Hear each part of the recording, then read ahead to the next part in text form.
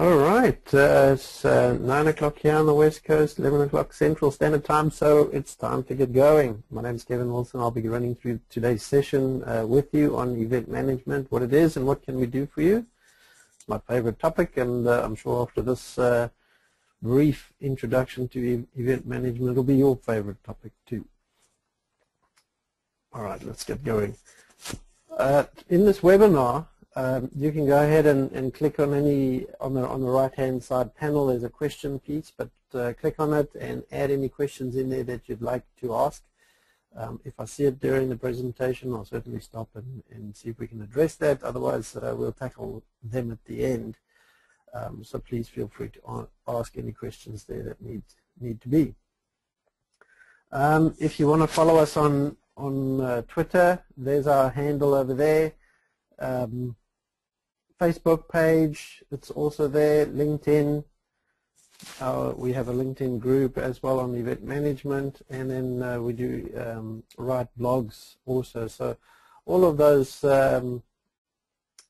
social media outlets have information on event management. We have a specific section in our blog for event management.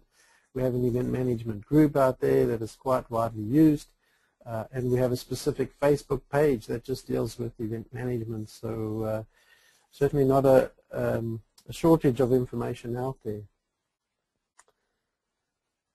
This is the first of 4 sessions that we're going to be running this month on event management. QData basically every Thursday gives a webinar at this time, so feel free to stop on back and listen to our webinars. The month of October is the event management theme. So we're going to start off by presenting this particular one, which is just an overview of event management, what it is, what it can do for you. Next week we'll run through some of the cool SAP EM 9 functionality. So SAP Release 9, 9.1 is out. So we'll introduce that functionality to you. Then we'll look at some interesting use case studies that we've seen and help to implement out there, just to stimulate some thoughts on how this particular utility can help you. Last case, we're going to take a look at how SAP Event Management fits into SAP's broader track and trace solution that is there, that also covers the OER, ARI, and global batch traceability. If you're looking at showing this recording to someone else, you can always go to our website, qdatausa.com, click on the resources button, and then previously recorded webinars. This one should be up and running, maybe tomorrow afternoon. All right, so let's look at what we're going to go through today.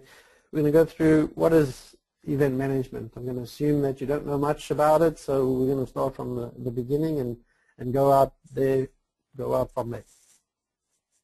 The second thing we're going to do is, what is it used for? How can this thing help us? Thirdly, we'll run through a fictitious event management process and show you exactly sort of how it works, and hopefully you get some questions answered out of that particular section of the webinar. The fourth section that we're going to deal with is what would typically be involved in an SAP implementation, should you choose to explore this a little bit further. And then we'll wrap up and summarize what we've learned today. So firstly, you can't talk about SAP Event Management without talking about supply chain event management, which is a broader industry term. Supply chain event management is an application that supports control processes for managing events within and between companies. Basically, it's there to monitor. It's a concept out there that helps you monitor, notify, simulate, control, and measure your supply chain activities. Okay, so it's giving you visibility into the supply chain. So basically, in the 1990s, the supply chain industry folks realized that visibility into the supply chain was one of their key issues, causing problems within their supply chain. They did not understand, what was happening with their trucks that are out on the road. They did not understand, how well they were executing according to their plan. So they came up with this concept of supply chain event management. So let's feed a plan into a solution, and let's receive all the actual execution activities that relate to that plan, and then match them up and see how well we're doing. But the first thing you have to do is obviously get all the events from your supply chain partners. So that tends to be the biggest challenge out there. You know, everybody has to play nicely in the sandpit. Right, what is SAP Event Management? SAP's implementation of supply chain event management is what it is. They were part of the group that formed the supply chain event management standards out there, and at the end of the day, EM is modeled on that particular concept.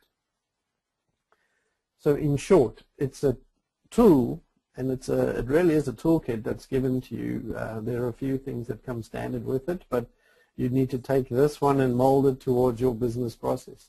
So it's a tool that helps you to do track and trace, right? So tracking is the ability to have a look and find a particular product or object in my process and understand what its current status is, right? So the emphasis being there, what its current status is. Tracing piece is to take that same product and see what the history of that product has been and the status history of that one. You know, so how well has it performed?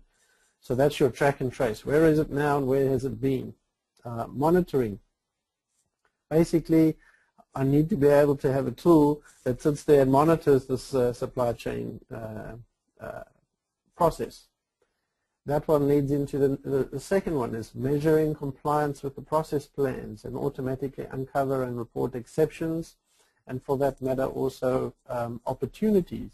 Okay, so if you're continuously monitoring your supply chain process that is event management enabled, you can then measure the compliance with the plan, right? So you feed it the plan, you receive the actual executions, the events as they were planned, and then you measure them against that plan. And if they don't fall, they fall without or outside the service level agreements, then you raise an exception on that.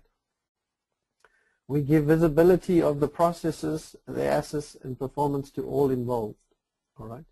So basically, now that we have a tool that sits there monitoring it and measuring against the plan, evaluating statuses against the plan, we give that information and we make it available to the people that are in the process, and then those people may be higher level or tertiary to the process and are interested but not part of the process. So management, executives, third parties that may want to perform a QA function. You give the visibility to the business process to those folks, and this is typically where normal ECC type processes fall flat a little bit.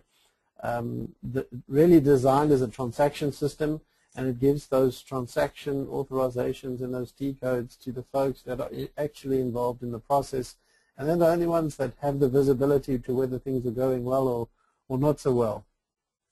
Event management gives you the reporting capability to say, let's bring that a little bit higher, let's span it across our different business processes, so we can include purchase orders, purchase requisitions, sales orders, deliveries, invoices, payments. All of that could be one big process, and you can have one visibility report showing you how well that whole process is performing.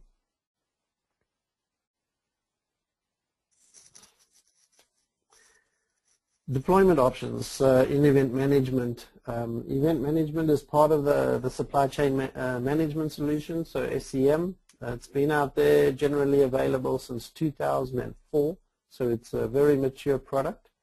It was first released actually in like 2000, so it took a while to get on there, but it's been around a very long time.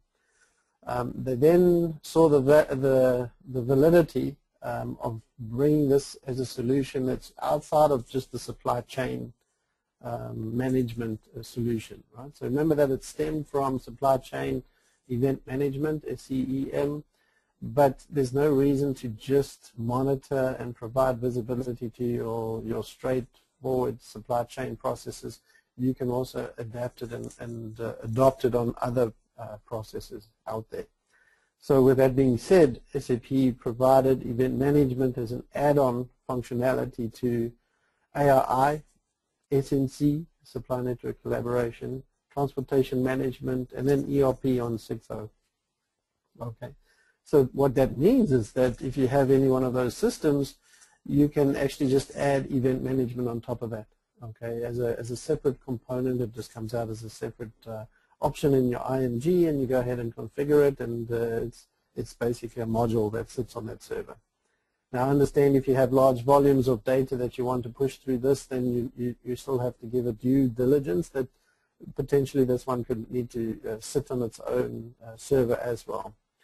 Also, you know, if you start to put add-on components onto your mission-critical systems, then upgrade paths are then linked, right? So if you want to upgrade ECC, but EM is an add-on onto that particular one, it may be holding you back from upgrading ECC because EM add-on is not available for that the new release of ECC at that time. So you do have to have all of those considerations, but there it is. It is available as an add-on component.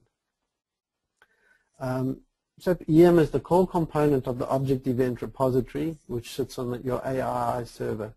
So if people talk about the OER out there, OER is built on the EM functionality. It uses some of the functionality of EM. EM has a lot more functionality, you know, especially around expected events and so forth. A lot more functionality that the OER doesn't make use of. But then OER also extends it for number range management and a few other, you know, subtle things that make it make it easy to track your serialized products out there, which is what the OER is there for. Okay, so as a diagram over here, this would be somewhat of a typical implementation out there. You would have on the top left, you would have your server which your event management sits on. That can be ARI, SNC, TM, ECC, so EM component is there, or just part of the SEM suite. If you're going to integrate with a third-party server, then you would go through PI. And then the extraction and the further analysis reporting is all done in BI, and there's some standard extractions that are available for you in event management to get the data out. So why are folks using event management? So what are the business drivers, in other words? Risk mitigations, right? So legislation and regulations are coming down that require us to actually be able to track our products securely through the supply chain. We need to be able to authenticate that the product that we introduce into the supply chain is real. If we're receiving it from another party, we need to be able to authenticate to make sure that it's real at that point in time. These are some of the regulations that are coming down the path. Real-time exception notification from a risk management perspective.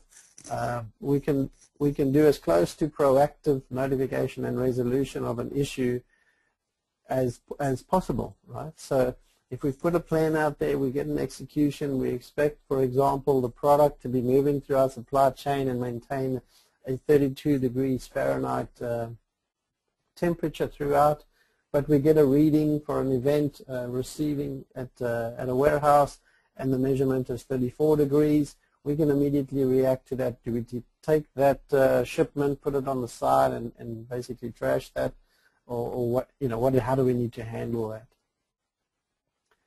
Lack of process visibility. This is another one that folks are out there, and it's a key one. And this slide has been together for a long time now. But I just saw a Gartner report this week again. The main spend for 2014 for supply chain executives is once again on the supply chain visibility side of things, right? If you don't know what's happening in your supply chain at every link in your supply chain, then you are run a risk, and that's exactly what this is. Again, you know, risk mitigation. So if you don't know what's going on, then how can you go about reacting if there's any issues because you don't know an issue has arisen? Providing visibility to your customer, as an example, also improves customer satisfaction. Obviously, they are understanding that you know what you're doing. They also understand exactly what the issues are, if there's no issues, when they expect to get their delivery, and so forth. Okay. We can reduce the costs purely by giving visibility or having visibility into our process, because we can proactively address issues as and when they arise and mitigate those. We can reduce time to action. It's the same thing, right? As soon as we get something, we can go do something. Transparency, which is key. In our global supply chain, as our different legs of our supply chain, span, countries and modes of transport and all of this sort of stuff. How do we give visibility to the folks across this extended supply chain that need to have visibility into that? How do we give them access so that they can start to contribute the events that they're responsible for coming into the supply chain too? The desire for continuous process improvement. This is also another important one. More often than not, we'll have projects that going in and they just focus on the transaction piece of it. Yes, hey, we can create a delivery, we can ship, excellent. The second part of that is giving visibility and measuring it according to the plan, right? So yes, we created the delivery, but did we create that on time? Did we ship it on time, and did it deliver on time, right? So all of that sort of information comes from the actual values received from our supply chain partners, whether that's UPS giving us a proof of delivery event that we now load into the system, we match it up against the plan, and we can go do our DIFOT type analysis. This information will come from BI type reporting, and we can start to do some trending in that particular space. So we talk about our analytics over there. So on average, how often is UPS delivering on time, in full on time, and so forth. Okay, our partner performance is the same thing, right? So if we can measure all partners against each other, then we can start to use that information during a negotiation phase, percentage on-time delivery, and so forth. All right, let's have a look at a little bit what makes up event management itself as a solution. Firstly, the application system. So by an application system, I mean these are the systems that house the object that we want to track, right? So if this is ECC, could be our application system. We would be tracking purchase orders, sales orders, deliveries, purchase requisitions, invoices, and so forth.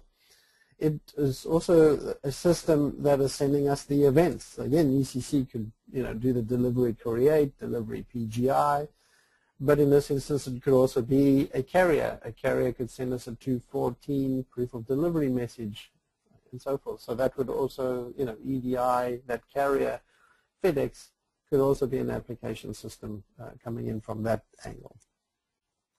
The application interface is an add-on or basis plugin on an SAP server that enables the integration with event management. So this is something you would install on ECC. This is something that's on SCM, SNC, ARI. All of those systems have an application interface. So in your IMG, there's a little entry right at the bottom. It says integration with other application components, and event management is one of those. So that allows us to configure plug-in functions that extract information and send it to event management. Okay, so that's our application interface. Then we get the event management functionality itself. And this is the tool that's used there. It reacts to the events. It's rule-based. So in other words, when the event arrives, it runs through the rule processor, and then it performs status management. It can perform alerting and so forth like that based on the rules that we've set up. One of the main value adds over here is configurable UI. So on the event management system, once we've configured all of our data that we want to house in event management, then just through configuration we can create a report, and that gives that visibility to our event handlers, if you will. That's our objects that we want to track. We give the visibility to those, to the folks out there that need to. Okay, and it's just all done through configuration. BW, there's some tight integration with BW, so there's just again through standard configuration we can extract the data out of EM. It goes into 3 standard operational data stores that then get passed on to cubes out there for analysis. Some of the scenarios that are provided out there give you some standard reports. The rest, just take the data out of that and create your own reports. The last component worth talking about, event senders. These are just our third-party type hardware type solutions, but another system potentially that are part of your supply chain process that are responsible for generating events. All right. So if you've got a third-party warehouse system, for example, well, how do you get that event to say that, hey, I've picked this particular product?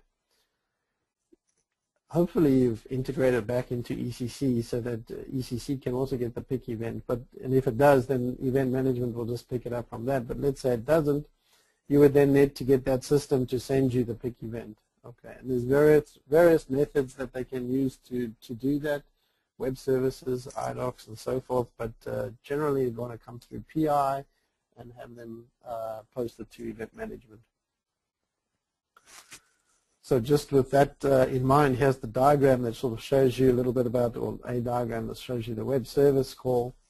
But you can also integrate with EM, not only using web services, but also directly with an RFC or a BAPI call. So if you are an SAP system and you want to communicate with EM, then you would use that as a technique. If you needed, sort of real-time type functionality. IDOC is the preferred mechanism, so because you can then batch them up, parallelize the calling of it or the posting of that IDOC. So both of those, you can create an object that you want to track, and you can also post events against that, as you can with the web service. The web service is an EPCIS compliant interface, so that's the object event repository piece. EPCIS compliant. EPCIS is a standard provided by the GS1 Global Organization to help us track our serialized item transactions out there, and the integration with event management is EPCIS compliant. And this very complicated diagram over there is just an FYI, but those are some of that is the process to follow when querying and manage our process using that EPCIS compliant web service. All right, so a little bit more detail over here. Each relevant business process is represented in event management as an event handler. So if we need to track a particular object, sales order, we need to ask ourselves the question, at what level of the sales order do we want to track? Typically, we go down to the line item level because the folks want to understand quantities, they want to know materials, they want to know which line items were rejected, want to know delivered in full as opposed to partial. So we typically go down to the line item level. You can roll it up to the header level if you wish to, but at the item level would be your event handler. So you'd have an event handler for sales order item, maybe delivery item if you're shipping out of your warehouse, PO line item. If you're shipping a drop ship, an invoice, you would get the invoice out there. For each event handler, we store attributes against that event handler. An attribute is just a value that describes, it's a property of that particular object we're talking about. So for a sales order line item, as an example, it would be this item number, the material number, the quantity, unit of measure, and so forth. Obviously, also at that time, you'd want the customer number, customer name, maybe the address, other information. Any information you want to search on in the web interface or display in the web interface needs to come as an attribute on the event handler. Tracking ID are used by event messages that are posting. Event messages are posted against every event handler that has that particular tracking ID. So as an example, if I take my sales order as an example, I would have a tracking ID of the sales order number and then also the concatenation of a sales order number and the line item number. So if I get an event, let's say it's a credit block is attributed to the entire order. So I can create one event and I use my tracking ID as the sales order number, and it will post to, let's say there's 5 line items, it will post to all 5 line items event handlers. So in other words, if I look in the event management report, if I go to any one of those line items to view the visibility and the status of that line item, it will tell me that it's on a credit block. I could then go down to the item level and I say, okay, I have an item level incompletion. All right, so then for that particular event, I would use the tracking ID of the sales order concatenated with the line item to say line item 3 is incomplete. So if I'm in my visibility report and I go to 3, it will say, all right, I'm on a credit block and I'm incomplete. But if I was to go to line item 2, it would just tell me credit block, but I'm a complete item. So that's the purpose of the tracking IDs. You can have multiple tracking IDs on the event handler, but each event message only has one and only one tracking ID. All right. The other thing associated with the event handler is our plan milestones and measurements. So firstly, let's tackle milestone. A milestone is our plan, right? So it tells me when things should happen, which partners should be executing these things, at what location these things should occur, and finally the measurements that are acceptable. All right, so measurements being weight, temperature, that type of thing. Right. So when we create an event handler or when we pass in events that give us a bit more detail, we would then be saying, all right, I expect post-quiz issue to happen at this date and time. It needs to happen at this location, this plant, and it needs to be done by this partner. Okay.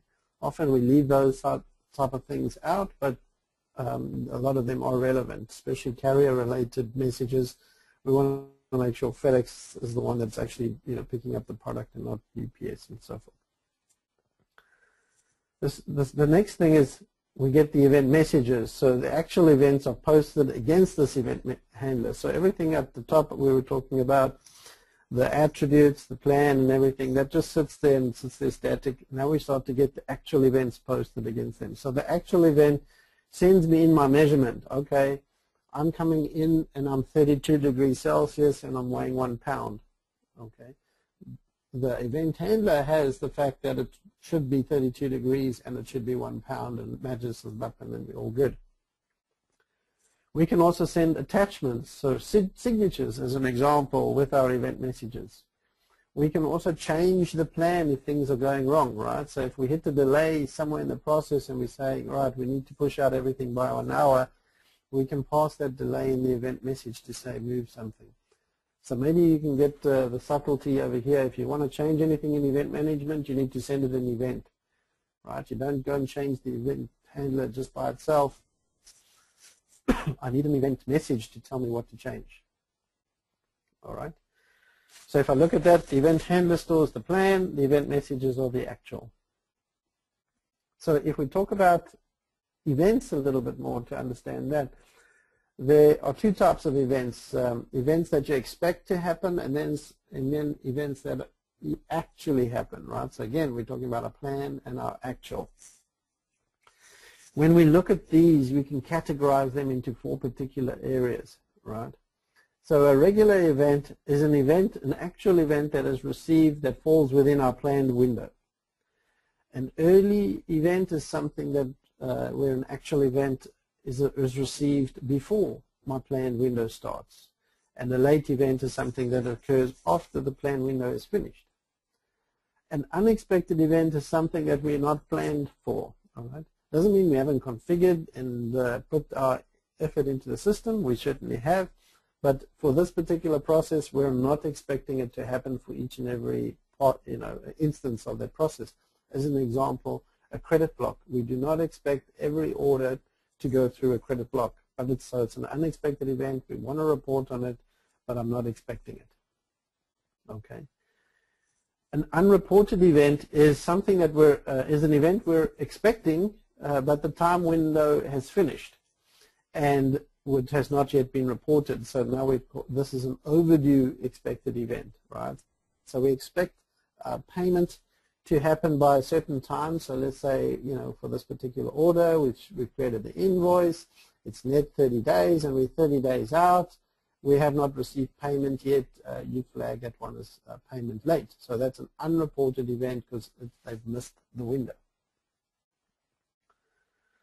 So quickly, what comes pre-delivered with event management? We call them visibility processes, which give us configuration and development. So this is SAP's given us configuration and development in several of the scenarios out there, and we'll run through what is actually provided. They give us application system configuration. They give us event management configuration. They give us the BI extraction and the web UI interface. Just a note, some of the BI extraction pieces are not done for all scenarios, so it's not always there. But it's the same concept for each scenario. So they always give you an example, and then you just copy from there. Same with BI and PI content.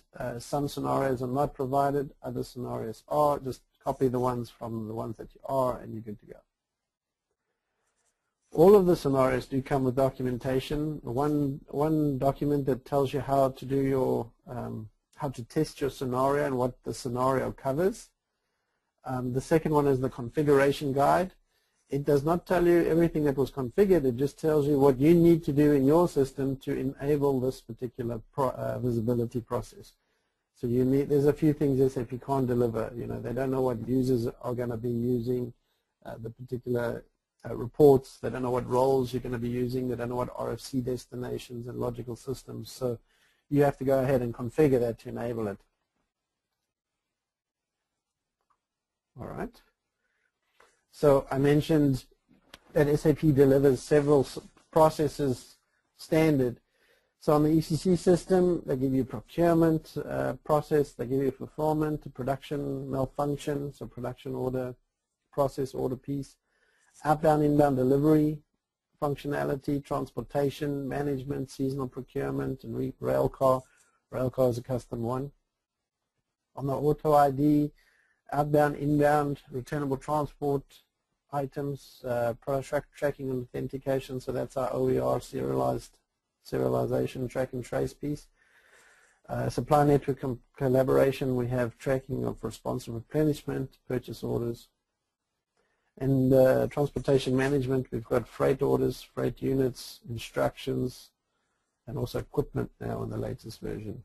So SAP is spending quite a bit of time on and effort and money on the TM implementation. So they've got 9.1 is released, and EM is the visibility piece that's integrated with TM, quite heavily. So TM and the EM are sort of on a co-development cycle, and there's quite some new functionality coming out in EM9 that is also available. Similar functionalities available in TM, like the map component from Visual Business is shared across the two. So in EM9 was released in May. We now have geo-tracking, so we can actually show the current location of all selected tracking objects if we're looking at multiple at the same time, or we can show the historical locations for specific objects. So if we choose one event handler, it will show you sort of the breadcrumbs of where this product has been. There were several web UI changes. So this 9.0 release is a brand new application. It's redeveloped from 7. So this one uses the floor plan manager. So it's still a WebDIN Pro, but it uses the floor plan manager functionality. So it's a vastly improved product over the 7 release. So we have movable UI, user interface elements. The annoying pop-ups from 7 have gone. We can auto-collapse the selection attributes, which just give us more screen space. We have tabs, on our selection screen and our display screens and so forth. Time zone personalization is another one. So in the past, you could just see whatever the time zone that we captured, that's the one that we do. Now we can actually normalize them. So from a user perspective, you can say, hey, I want to see everything in PST, or I want to see everything in my time zone, and so I want to see everything as it relates to my world. Because after all, you know, we're the important ones, right? A dynamic external URL, so that allows us, for example, to jump out to carrier tracking sites out there if we have the tracking number, which is good. Okay. Current SAP EM use cases, we'll talk a little bit about this in a little bit, but order to cash, production order process, procurement process, returnable transport items, ocean freight, logistics, supply chain, track and trace, transportation management, you know, all of these, I think you saw some of the scenarios that match up with those visibility processes. These are rather big processes. Folks are trying to get their handle and their visibility on these processes, and they're using event management out there. There's some very large companies we can't list over here. They don't want to, you know, publish their names, but very large companies in the world that are using event management to do their visibility in their supply chain space out there. All right. So we're going to fly through this a little bit now because we've only got about 20 minutes left. Exception management is one of the key things for event management. So we want to be able to manage our processes by exception. So if we've got 1 million instances of our process happening on a daily basis, we can't possibly hope to manage 1 million of those processes. So let's put the plan in the system, and as the actuals come through, measure it against the plan, and hopefully only, you know, a couple of hundred pop out at the end to say, hey, you're not doing it according to the plan. Those are the ones we want to manage, right? So we want to manage the exceptions to the plan. So one thing there just to note is your plan better be good, right? So the data feeding the plan need to be good, all right? With that in mind, we can do proactive alert management. So when something happens, we can create an alert on the alert framework, or we can trigger a workflow. This reduces our time to action and reduces our costs, right? Status management, okay, it's the second thing that it can do. It allows us to monitor the process by a status, okay, so it gives us our full visibility end-to-end across the board, how our process is doing, and we can configure what type of statuses we're looking for over here. So we can provide those statuses to different individuals. So we could have one status that's provided to our customer to say we've received your order is being worked, and your order has shipped, but in the back office we can give them the information as delivery is being created, we're busy picking this thing, it's being packed right now, it's being loaded on the truck, it's left the door. You know, all of that sort of stuff you don't really need to tell the customer, but you need to know. Okay, the status management is an enabler for our exception management, right? Because it's the change in the status that will alert you to an exception, right? So the status needs to go from it's good to credit block. Well, the credit block tells me that something's wrong, so I need to then react to it. So performance monitoring, up on the top right, that's a BI report that we did for one of our clients that sort of just measures how well we're doing. The little green part of that pie chart, for example, is everything that's in that particular phase of the process that is within service level. The yellow indicates 10% within about to exceed the service level, and then the red is the number of instances that have exceeded the service level. So in other words, we're non-compliant. All right. So from an analytical reporting capability, we can answer our questions: how have my processes performed? Right.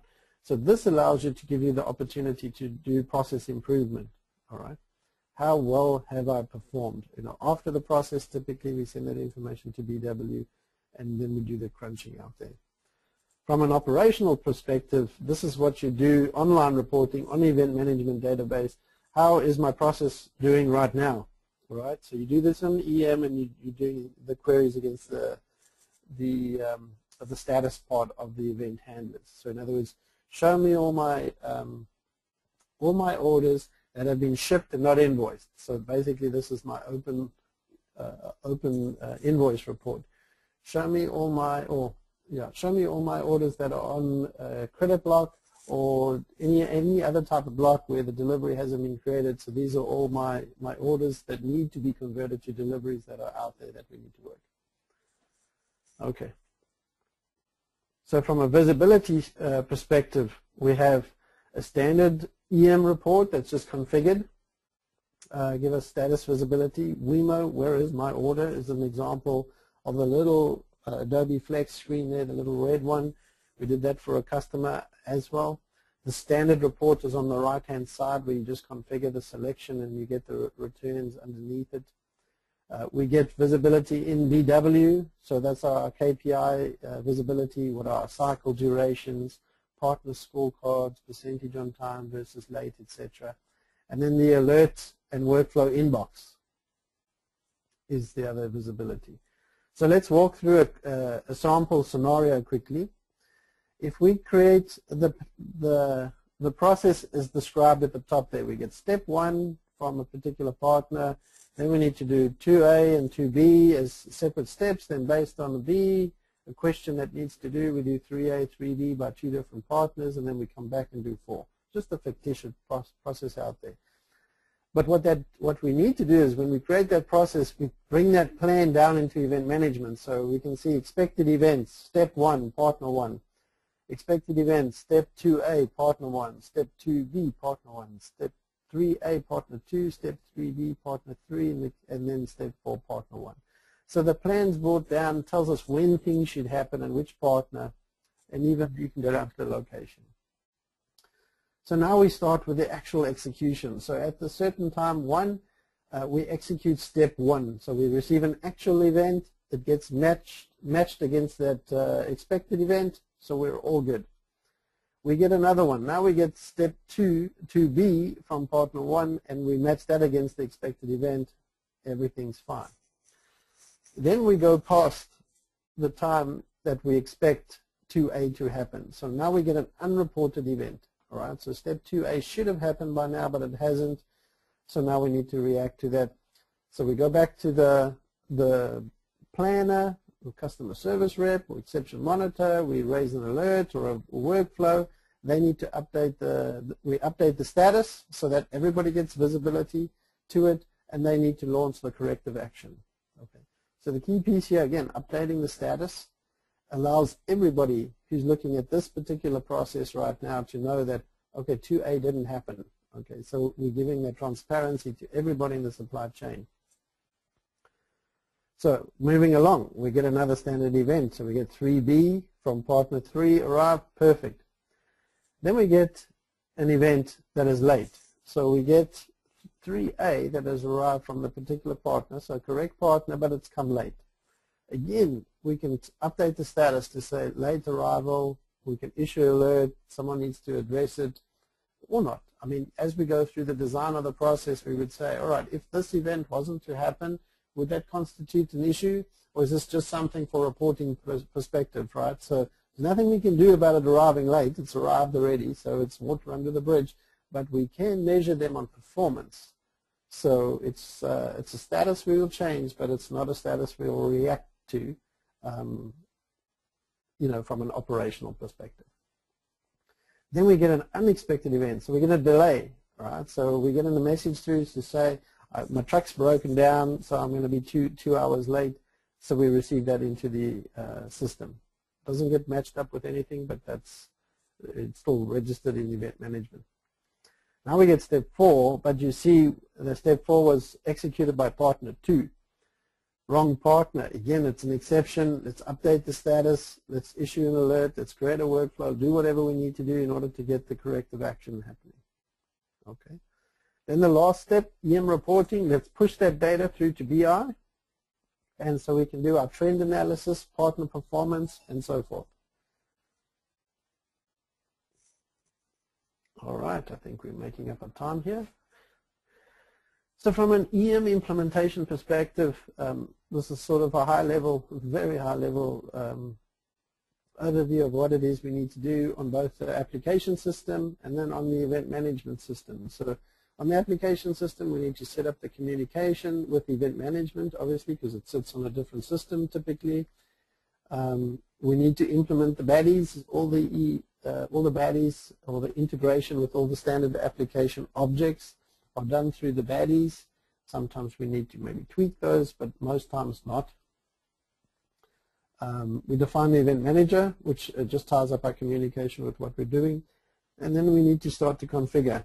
Hopefully we leave business process types alone. That's at the sales order level, high level. These are the tables that we need to pass into event management. But we will always configure application object types, which relates to my event handler. So this is an application object type, would be a sales order line item level. And that's the component that is pulling out all of our parameters, setting up the plan, events, pulling out my tracking IDs, and so forth. So that's the major component in the application system for development. Event types, for each event that we need to pull out of the application system, we need to create an event type, or we can bundle some of the events into a single event type. But this is where we're extracting this particular event occurred. So you need to be able to recognize that a PGI happens, so let's issue a PGI event as an example. Coding in this world, we have relevance function. So it will execute this custom function module typically to determine whether this is an event management relevant object or not. Right? So you don't necessarily have to track all of your processes, so you need to just do a determination there. Once it's determined to be relevant, then it'll execute the extraction function, right, which is pulling out all the data out of ECC and going to pass it to EM, because understand that EM does not have all the master data, all the transaction data that ECC has. It's a blank system, so you need to pass it all the data that it needs in order to do the reports. ID extractors, parameter extractors, expected event extractors, business object extractors. Those are all extractors that are performed once the application object type is determined to be relevant. So that's pulling out all of the information required in order to generate our event handler data. Then the baddie for calling SAP EM, like I mentioned, there's the potential that maybe you have to change that. Very seldom do we have to go in there. On the event management side, again, we have to set up the communication with the application system in order to send some of the information back to ECC just to close the loop, the handshake. We define the application systems, so if we have 3 of systems passing in the information, we define one for each of those. And then we start to configure. So all the configuration happens over here. I won't go through all of those, but this is where you configure the receiving of those events, the events themselves, the event handlers, the statuses, the BW piece, partners, locations, everything. Typical project team, and this is very, up in the air. We've been involved with much larger ones, depending on the size of the client and the size of the project. But typically, if you're a medium-sized company and you're looking for a small implementation of EM to do your piece, this is fine. You need one senior level architect to do the design. The same person could do the configuration and potentially the development, but we still say there's a resource that needs to do the configuration, needs to be an EM expert at that point in time. On the development side, again, an ABAP developer, because most of the EM functionality, all the extraction, all the relevance functions are ABAP development, so you need that person. We do need an EM enabled ABAP developer, because there's a certain way of coding in the EM way, and they need to understand what it is we're trying to do. So there's a lot of terminology, and the configuration also relates to the development. So a lot of the configuration is done by the developer too, in order to get these functions called correctly. BI, if you're going to be doing operational or analytical reporting in BI, then we need someone to be able to do the queries and the dashboarding. Not so much the extraction. The EM functional expert can do the extraction of the data to BW, but they won't be able to do the actual queries and reports in BW. If you choose to do a custom UI, as some of our clients have done, then you need to provide a UI developer to do that, and then a project manager on that side. If you're going to do integration with a third-party product, then you'd need to throw a PI in here as well, a PI resource. I want to have just 1 minute on this particular slide over here. We evaluate companies when they ask us, to help them out with an event management implementation. We run them through our maturity quadrant piece. And basically, we're just trying to gauge against the company what level of maturity that they're at right now, so that we can propose the proper implementation of an event management solution for them. If a company, for example, sits in quadrant 1 and they're having issues with the master data and the data that's actually maintained in the system, they're maybe not maintaining the master data, they're not performing the functions within in ECC itself. I'm talking about the business process itself. Then how do you get the plan out into event management if it's not sitting in the system? So we say you need to go through a housekeeping phase to get the data back into the system so that we can pull out the data. Once they've got the data squared away and clean, then we move into quadrant 2 and say, all right, we need to get the rules in the system, right? You're pulling data out of the system, you're putting them in spreadsheets, or you're running third-party products to determine the data, and then you're pushing it back into the system, or you're not. And then based on that, people are creating production orders and so forth, or shipping product. Well, we need to get that information back into the system. We need to get those rules in the system so that we can, pick up on those rules. Once the data is good and the rules are in the system, then we can start to look at, okay, how do we extend our functionality and start to use some of these third-party, extra, well, not third-party, but extended supply chain solutions is what we call it in the SAP space. So how do we, leverage what the good information that we have now to improve on our performance, right? So now we start to add additional functionality like the SNCs, the GTSs and so forth, and GBTs. Once we've done that, we move the organization into business value. They're achieving their business value out of the system and the integration of the components. Why we take them through that is if you're sitting in quadrants 1 and 2, so bad data or no rules or not sitting in the system incomplete, you can't do exception management in event management. And understand that what's one of the main drivers for event management. It allows you to manage by exception. Well, if you don't have a good plan, you can't manage by exception because a lot of the things that will be raised as an exception won't be exceptions. So it's a get false positives. So we need the plan to be airtight before you can execute exception management. But what we can do for you is we can still give you visibility, right? A goods issue is a goods issue. It happened at this time. You can't dispute it. Let's just give you visibility into that. The fact that it happened not according to your time, that's okay. At least you're getting that visibility. We can then start to analyze that and say, all right, how close are we to our plan? So we can always give visibility. Once you've deployed good, sound data practices and your rules in your system, then you can implement exception management, so quadrant 3 onward.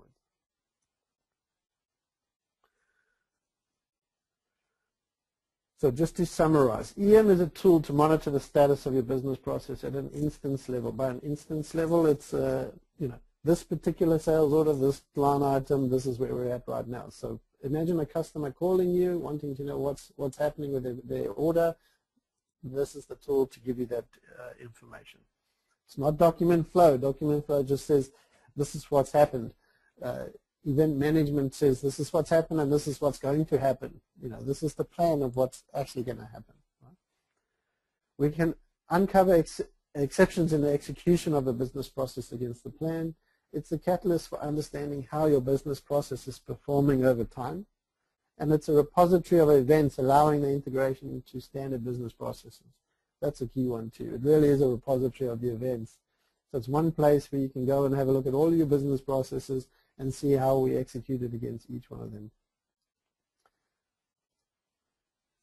So exception management plus status management plus performance monitoring and event visibility are the key things that event management is giving you, allowing you to do process improvement and achieve real value in your organization. All right, I want to thank you for your time. If you have any questions, start to put them in the little questions bar and I'll get to them now. I think I mentioned some of these in the previous slide too, but some of the, our particular use cases, and we've done more than these, but these are some of the very common ones out there. So the procurement scenario, capital payments was done in the procurement scenario. Sample tracking, which is order to cash type visibility, inbound, outbound, carrier status notifications is a very popular one too. Production orders is another one. Where is my plane? That's maybe not too common, but production order visibility most certainly is. And REMO, where is my order, is certainly a very common one. And then transportation management, as I said, it's one of SAP's main spends, together with the cloud, mobility, and HANA.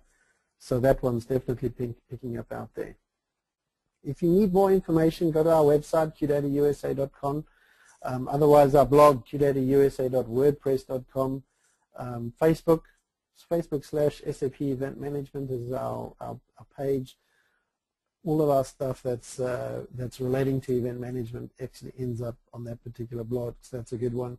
If you haven't received a copy of our book on event management, it's out there on Amazon too, if you so wish. Otherwise, go to genipress.com/qdata. I would just say, if you're interested in event management, and what I've said here just rings true a little bit, then the next thing what we would do is perform an on-site scoping assessment. So we do an overview of what event management is, so something similar to what we do over here with your team of people on site. And then we go through discussions, workshops of exactly what your requirements are. We match those requirements with the correct technology stack as provided by SAP. We like to go standard SAP, so if it's not event management, we're going to propose another one. We're architects, we term ourselves solution engineers, so we can not only architect the solution, but we can actually perform the functionality itself too. We've all done it. So let's propose the right stack for you. We would provide a high-level design for an architectural and budget consideration, and we answer any questions that are available or that you guys have on that particular piece. And most importantly, we provide a roadmap towards the implementation success.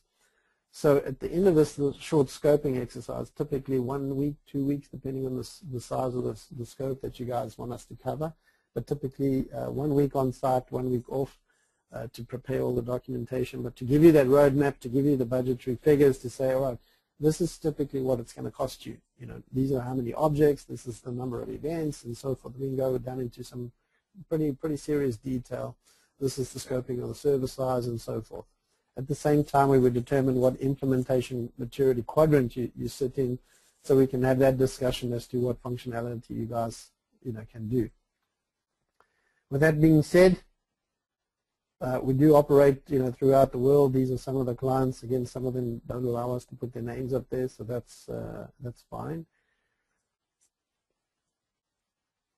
So if there are any questions, we'll have a quick look.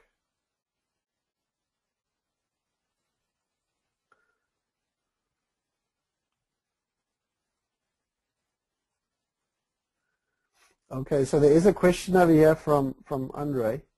Thank you for the question. With the continued advent and functionality through HANA, do you see the use of SAP Event Management diminishing? That's an interesting question. It's two different things completely, Andre. Event management, as of, I believe, about a month ago, maybe a little bit more than a month ago, is available on HANA. So the current release 9.0 and 9.1, you can deploy on HANA. So HANA is a suite of applications. Again, it's mainly a database, but it also comes with all of the tools around the analytics and so forth. So that's the powerful piece too. But it's the applications itself. Now, event management is an application that could be optimized to run on HANA.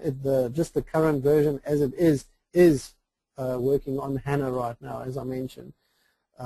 But it's not the functionality that event management provides is not HANA functionality at all. HANA in itself does not have any functionality. HANA needs HANA-enabled applications to give it its juice, if you will. All right. So no, it's not. It's completely playing in a different space completely. So no, it won't be replaced by HANA, but it will be complemented by HANA and hopefully run a whole lot quicker. The current version that runs on top of HANA is a whole lot quicker, but it could also get more improvements if they would actually develop EM using HANA techniques.